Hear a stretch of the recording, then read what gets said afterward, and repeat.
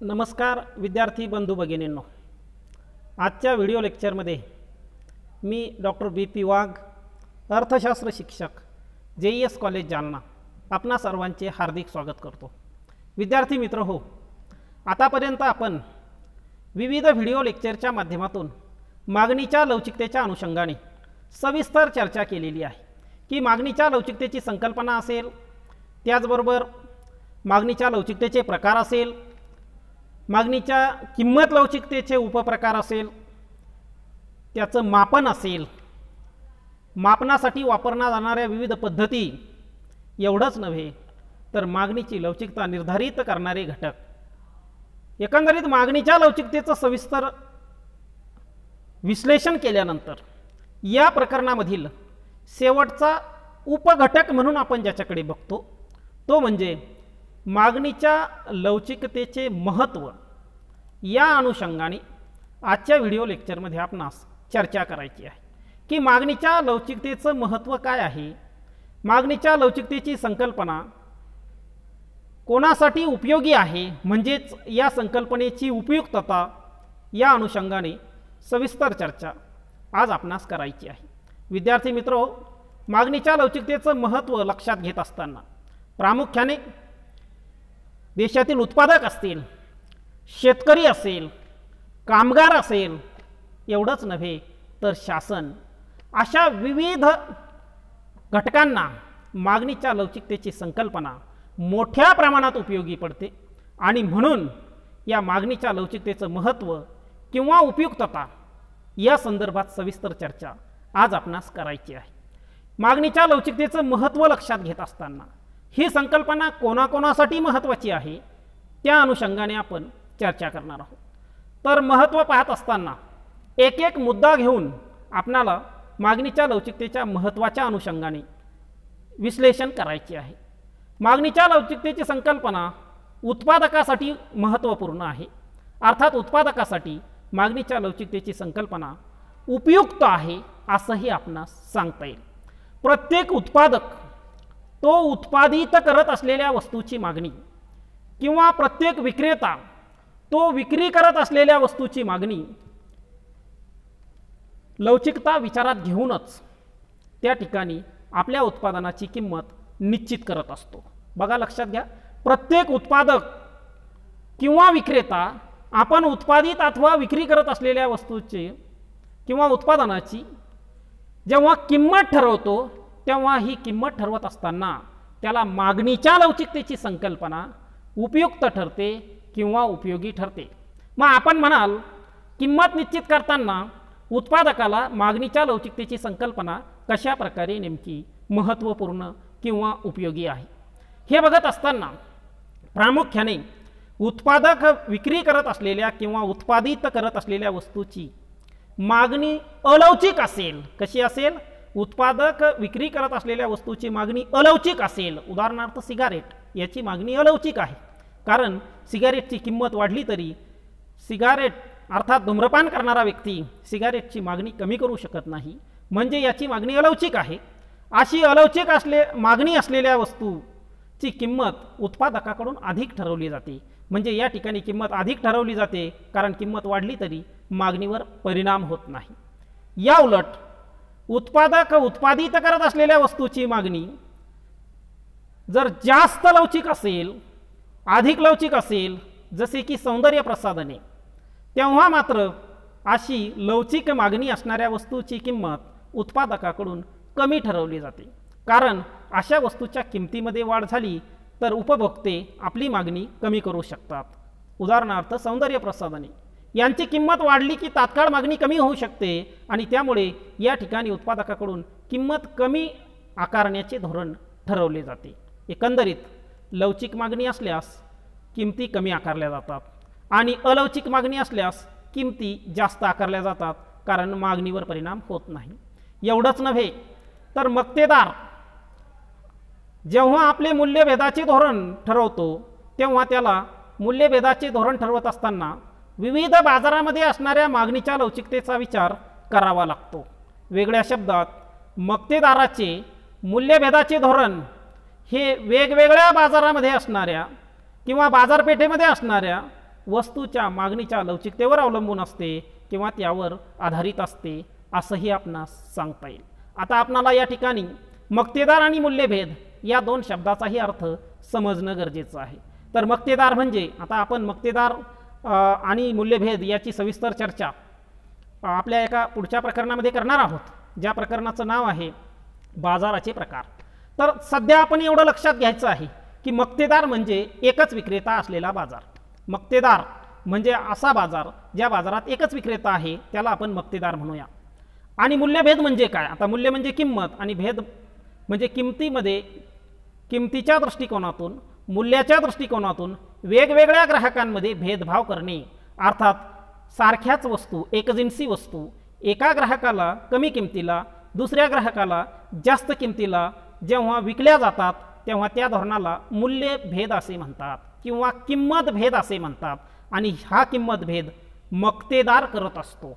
आता मक्तेदार जेव्हा असा किमतीमध्ये भेदभाव करतो, मूल्यभेद करतो, तेव्हा त्याला वेगवेगळ्या बाजारामध्ये असणाऱ्या वस्तूच्या मागणीच्या लवचिकतेचा विचार करावा लागतो. एखाद्या बाजारामध्ये त्याच्या वस्तूसाठी अलौकिक मागणी असेल तर तो जास्त किंमत त्या बाजारात आकारेल. या उलट एखाद्या बाजारामध्ये त्याच्या वस्तूसाठी लवचिक मागणी असेल तर त्या बाजारात तो आपली वस्तू कमी किमतीला विकेल. एकंदरीत मक्तेदार अशा प्रकारचा मूल्यभेद जेव्हा करतो किंवा मूल्यभेदाचे धोरण जेव्हा ठरवतो तेव्हा त्याला वेगवेगळ्या बाजारामध्ये असणाऱ्या मागणीच्या लवचिकतेचा विचार करूनच किंमत भेद करावा लागतो. थोडक्यात मागणीच्या लवचिकतेची संकल्पना उत्पादकासाठी व मक्तेदारासाठी महत्त्वपूर्ण आहे किंवा उपयोगी आहे असंही आपणास सांगता येईल. एकंदरीत मक्तेदारासाठी देखील मूल्यभेद करताना मागणीची लवचिकता ही संकल्पना महत्त्वपूर्ण आहे. त्यानंतर शासनासाठी महत्त्वपूर्ण, मागणीच्या लवचिकतेची संकल्पना शासनासाठी देखील महत्त्वपूर्ण आहे. आता आपण म्हणाल की शासनासाठी ही संकल्पना कशी महत्त्वपूर्ण आहे. आता आपणास या ठिकाणी लक्षात घ्यायचं आहे की कुठल्याही देशाचं शासन विविध जनकल्याणकारी योजना राबवण्यासाठी शासनाला उत्पन्नाची गरज असते, महसुलाची गरज असते. आणि हा महसूल शासनाकडून कर स्वरूपात संकलित केला जातो. म्हणजे शासनाकडून विविध वस्तूंवर आणि सेवांवर, त्याचबरोबर नागरिकांच्या उत्पन्नावर कर आकारले जातात. आणि अशा प्रकारचे कर जेव्हा शासनाकडून लागू केले जातात तेव्हा हे कर लागू करताना देशाच्या अर्थमंत्र्याला मागणीच्या लवचिकतेची संकल्पना महत्त्वपूर्ण ठरते. कारण कराच्या माध्यमातून महसुलात वाढ करणे हा शासनाचा उद्देश असतो आणि कराच्या माध्यमातून अधिकाधिक महसूल जमा करण्यासाठी अर्थमंत्र्यांना मागणीच्या लवचिकतेचा विचार करावा लागतो. आता आपणास ज्ञात आहे निर्मला सीतारामन ह्या आपल्या देशाच्या अर्थमंत्री आहेत. या अर्थमंत्र्यांना विविध वस्तूंवर कर आकारणीच्या संदर्भात धोरण निश्चित करत असताना मागणीच्या लवचिकतेचा विचार करावा लागतो किंवा मागणीच्या लवचिकतेची संकल्पना त्यांच्या दृष्टीने महत्त्वाची ठरते. मग आपण म्हणाल की मागणीच्या लवचिकतेचा वापर कसे करतात?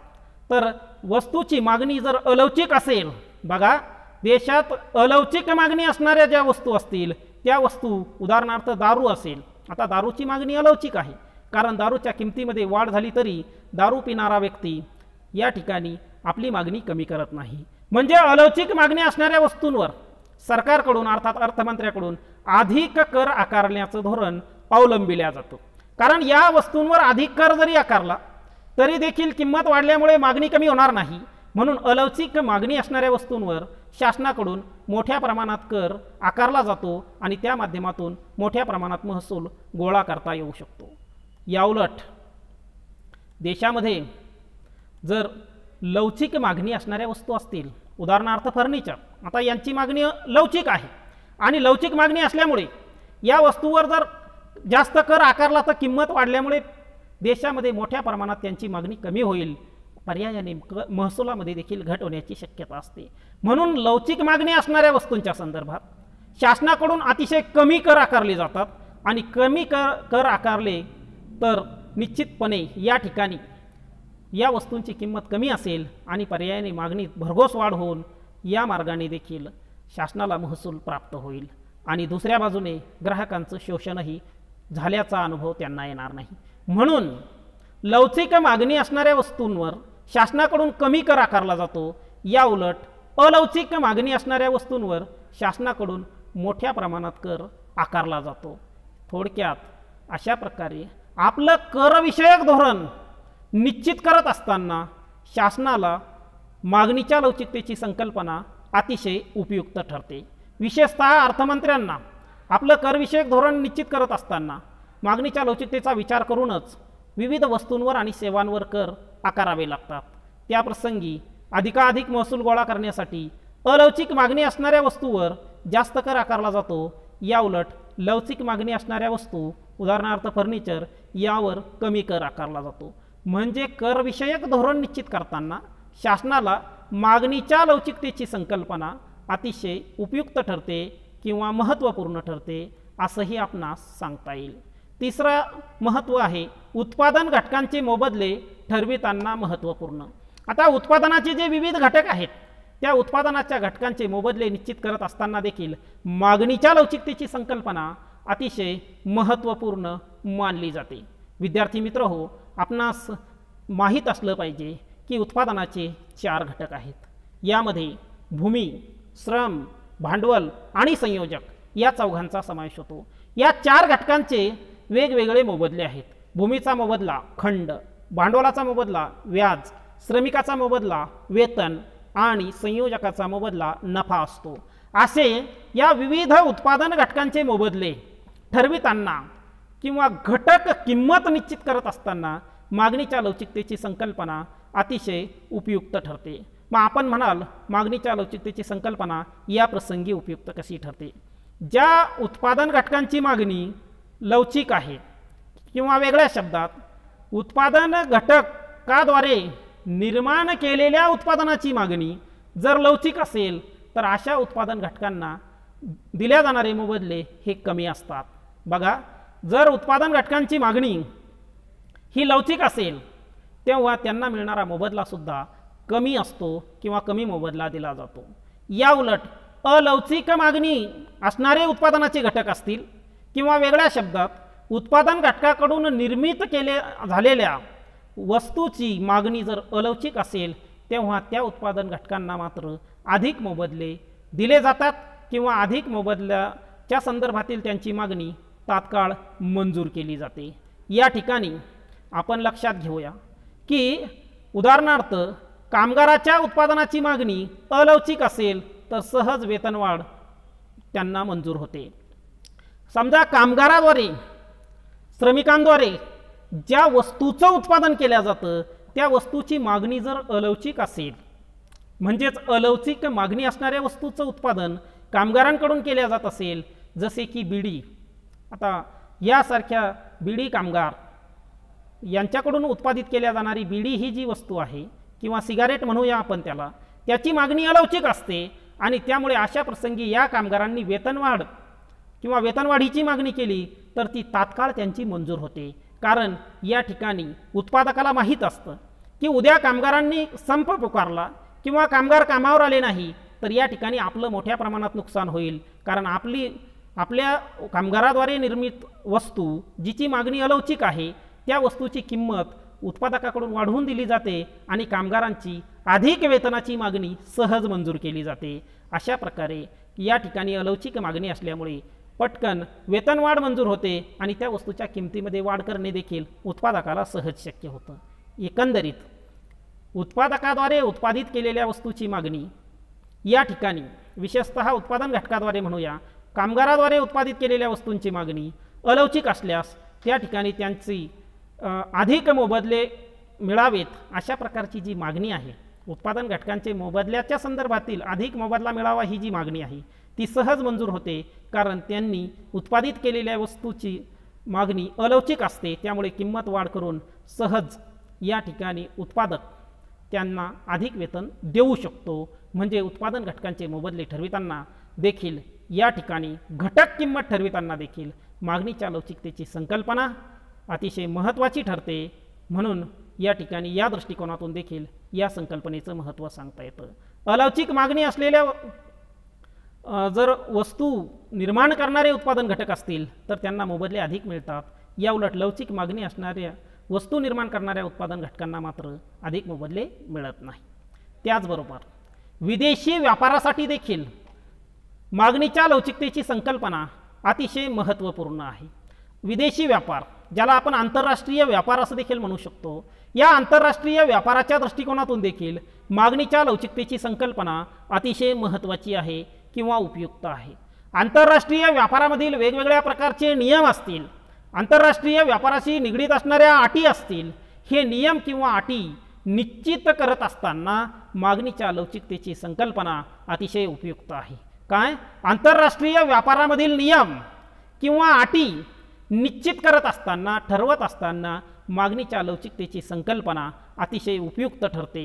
विद्यार्थी मित्रहो, या ठिकाणी अलवचिक मागणी असणाऱ्या वस्तू निर्यात करणारा देश असेल, म्हणजे अलवचिक वस्तूंची मागणी असणाऱ्या काय अलवचिक मागणी असणाऱ्या वस्तू निर्यात करणारा देश असेल, तर तो देश आपल्या वस्तूची किंमत वाढ सहज करू शकतो, आपल्या वस्तूंच्या किमती सहज वाढवू शकतो.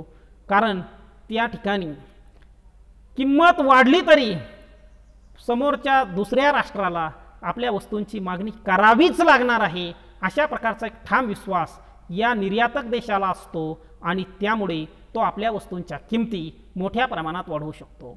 उदाहरणार्थ ओपेक, आता ओपेक अर्थात पेट्रोल निर्यात करणाऱ्या राष्ट्रांची ही संघटना आहे. ओपेक काय आहे? पेट्रोल निर्यात करणाऱ्या, पेट्रोलियम पदार्थाची निर्यात करणाऱ्या विविध देशांची ही संघटना आहे. आणि या संघटनेला माहीत आहे की आपल्या पेट्रोलची मागणी अलवचिक आहे आणि त्यामुळे जगातील इतर राष्ट्रांना आपण पेट्रोलच्या किमती वाढवल्या तरी देखील आपल्या पेट्रोलची मागणी करावीच लागणार आहे. अशा प्रकारचा एक ठाम विश्वास अलवचिक मागणी असणाऱ्या निर्यातक देशांना असतो आणि त्यामुळे ते आपल्या वस्तूंच्या किमती सहज वाढवू शकतात. म्हणजेच विदेशी व्यापाराच्या प्रसंगी सुद्धा मागणीच्या लवचिकतेची संकल्पना उपयुक्त ठरते.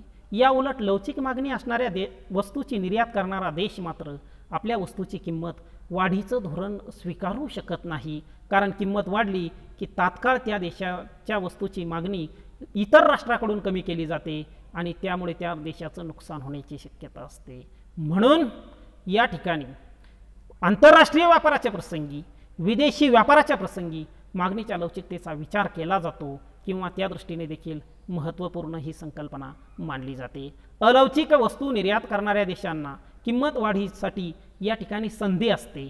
या उलट एवढंच नव्हे तर आयात आणि निर्यातीचं धोरण ठरविताना सुद्धा मागणीच्या लवचिकतेच्या संकल्पनेचा विचार करावा लागतो किंवा आयात व निर्यात विषयक धोरण निश्चित करत असताना, ठरवत असताना देखील मागणीच्या लवचिकतेचा उपयोग होतो असंही आपणाला सांगता येईल.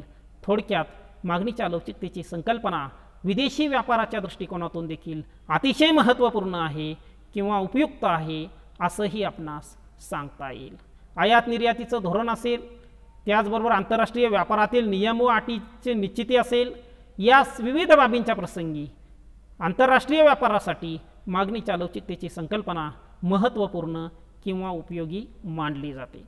त्याचबरोबर सार्वजनिक सेवा सुविधा, सार्वजनिक सुविधेच्या प्रसंगी सुद्धा मागणीच्या लवचिकतेची संकल्पना अतिशय महत्त्वपूर्ण मानली जाते. रेल्वेसारख्या काही अशा सेवा आहेत ज्यांची मागणी अलवचिक आहे.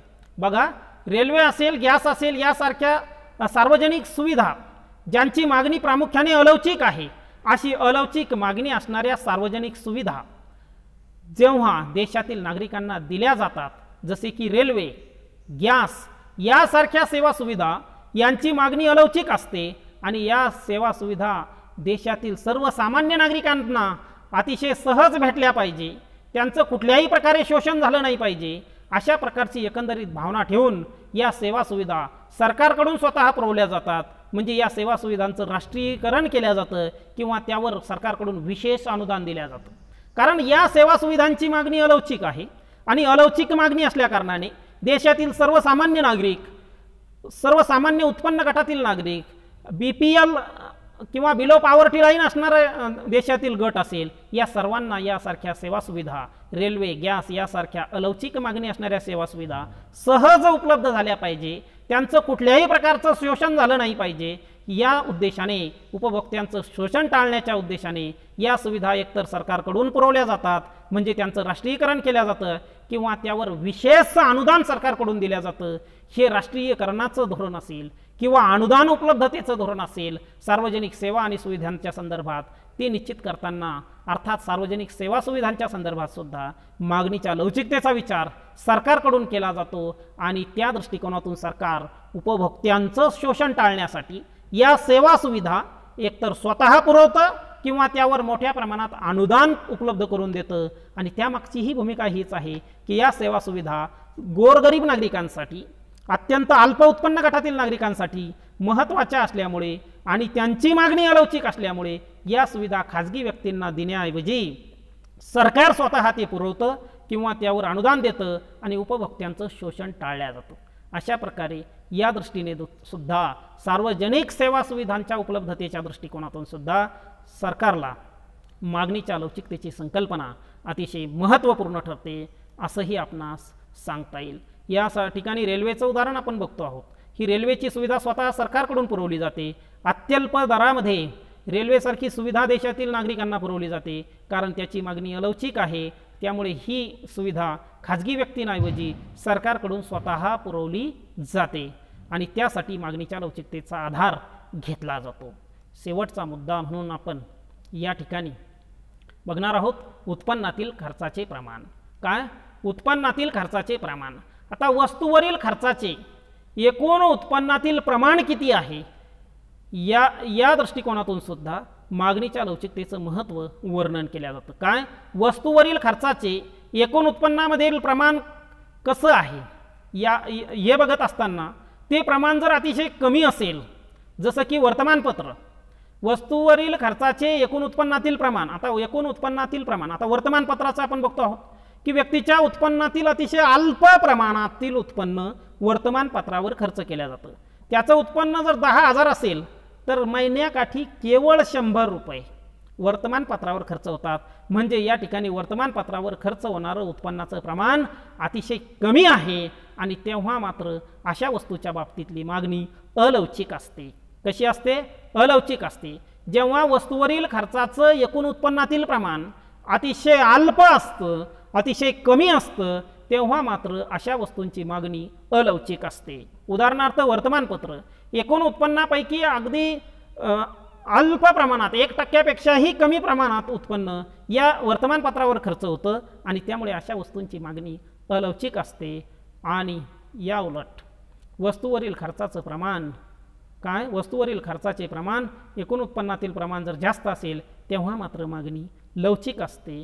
हे या ठिकाणी लक्षात ठेवणं अत्यंत आवश्यक आहे। बघा, वस्तूवरील खर्चाचे एकूण उत्पन्नातील प्रमाण खूप कमी असेल तर मागणी अलौकिक असते, उदाहरणार्थ वर्तमानपत्र, आणि वस्तूवरील खर्चाचे एकूण उत्पन्नातील प्रमाण जास्त असेल तेव्हा मात्र मागणी लवचिक असते।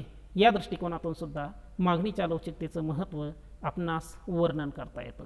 विद्यार्थी मित्रहो, अशा प्रकारे आज आपण विविध मुद्द्यांच्या आधारे मागणीच्या लवचिकतेचं महत्त्व किंवा उपयुक्तता या अनुषंगाने सविस्तर चर्चा केली आहे। मला विश्वास आहे की मागणीच्या लवचिकतेची संकल्पना, तिचं महत्त्व किंवा उपयुक्तता या संदर्भात आज आपण जे वर्णन केलं, जसे की उत्पादकासाठी महत्त्वपूर्ण असेल, शासनासाठी महत्त्वपूर्ण असेल किंवा उत्पादन घटकांचे मोबदले ठरविताना महत्त्वपूर्ण असेल, विदेशी व्यापारासाठी महत्त्वपूर्ण असेल, सार्वजनिक सेवा सुविधांच्या संदर्भातील महत्त्व असेल आणि उत्पन्नातील खर्चाचे प्रमाण असेल, अशा विविध मुद्द्यांच्या आधारे मागणीच्या लवचिकतेचं महत्त्व आज आपण बघितलेलं आहे। निश्चितपणे आपणास समजलं असेल अशा प्रकारचा एकंदरीत विश्वास व्यक्त करून या ठिकाणी आपण थांबूया। धन्यवाद।